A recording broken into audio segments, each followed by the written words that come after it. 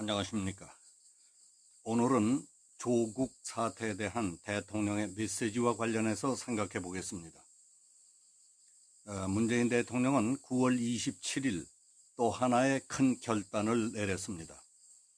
앞으로 두고 봐야 할 일이지만은 이번에 내린 결단은 악화된 여론과 많은 사람들의 적극적인 반대를 무릅쓰고 문제의 인물 조국 씨를 법무부 장관으로 임명 강행했던 것보다 훨씬 크고 대담한 결단이었다고 생각이 됩니다.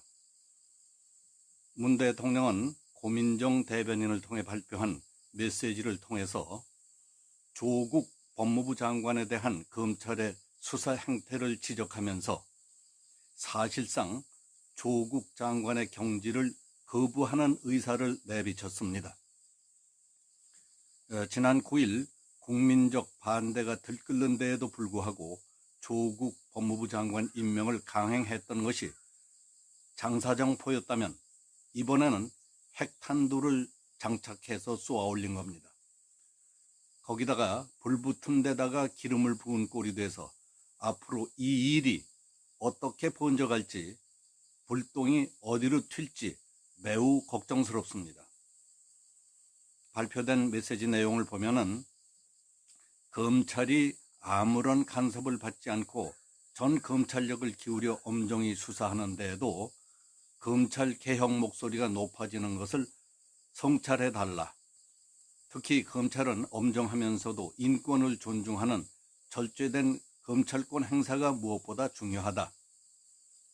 검찰 개혁은 공수처 설치나 수사권 조정 같은 법과 제도적인 것뿐만 아니라 검찰권 행사 방식과 수사 관행에 대한 개혁이 함께 이루어져야 한다. 지금의 검찰은 온 국민이 염원하는 경찰의 수사권 독립과 검찰 개혁이라는 역사적 소명을 함께 갖고 있다. 개혁 주체임을 명심해 줄 것을 특별히 당부한다. 조 장관 관련 의혹에 대해 엄정한 검찰 수사가 진행 중이고 사실관계 규명이나 조 장관이 책임져야 할 일이 있는지도 검찰 수사 등 사법 절차에 따라 가려질 것이다. 검찰이 해야 할 일은 검찰에 맡기고 국정은 국정대로 운영해 갈 수 있도록 지혜를 함께 모아주기 바란다고 되어 있습니다. 메시지를 읽으며 느끼는 인상은 조국 장관이 지난 26일 국회 대정부 질문에서 검찰에 대한 수사 개입을 실토하는 결정적인 실수를 범했음에도 불구하고 대통령이 파렴치하기 짝이 없는 장관을 은근히 감싸고 검찰을 압박하는 것으로 느껴지지 않습니까? 도무지 이해할 수 없는 일입니다. 대통령이 인권 존중이니 절제된 검찰권 행사니 운운했다는 것은 최근에 논란이 되고 있는 검찰의 피의사실 공표, 조 장관 자택 압수수색 등을 지적한 것으로 보입니다. 검찰의 개혁을 언급하면서 수사권 독립을 강조한 것은 앞으로 경찰에 더욱 힘을 실어주겠다는 뜻이라고 보는 견해도 있습니다. 나경원 자유한국당 원내대표는 이제까지 대통령이 나서서 검찰을 공격하느냐? 이는 국민에 대한 도전이고 대한민국 법질서에 대한 공격이라고 비판했습니다. 문 대통령의 메시지를 계기로 그동안 더불어민주당 지도부가 해오던 검찰 공격에 대통령이 직접 뛰어든 모양새가 됐다고 보는 사람도 있습니다. 더구나 문 대통령이 조국 장관과 그 일가의 각종 비리, 의혹에 대해서는 사법 절차를 통해 가려질 것이라면서 의혹의 진위를 가리기 위한 검찰 수사를 문제 삼은 것은 사실상 검찰 수사 가이드라인을 준 것이라는 비판도 나오고 있습니다. 바른미래당의 한 의원은 문 대통령이 전 정권 수사 때 피의자 인권을 강조하는 것을 본 기억이 없다. 내 편의 핵심이 검찰 수사를 당하자 검찰과의 싸움에 직접 뛰어든 것 아니냐고 했습니다. 사람들 가운데는 문 대통령이 법 앞에 만인이 평등하다는 것을 믿고 있는 대다수 국민을 향해 전쟁을 선포한 것으로 봐야 한다. 이제 남은 방법은 탄핵으로 가는 것밖에 없다고 주장하는 이들도 있습니다. 문 대통령은 지난 7월 25일 윤석열 검찰총장에게 임명장을 수여한 뒤에 청와대든 정부든 집권 여당이든 권력형 비리가 있다면 엄정한 자세로 임해주기 바란다고 말했습니다.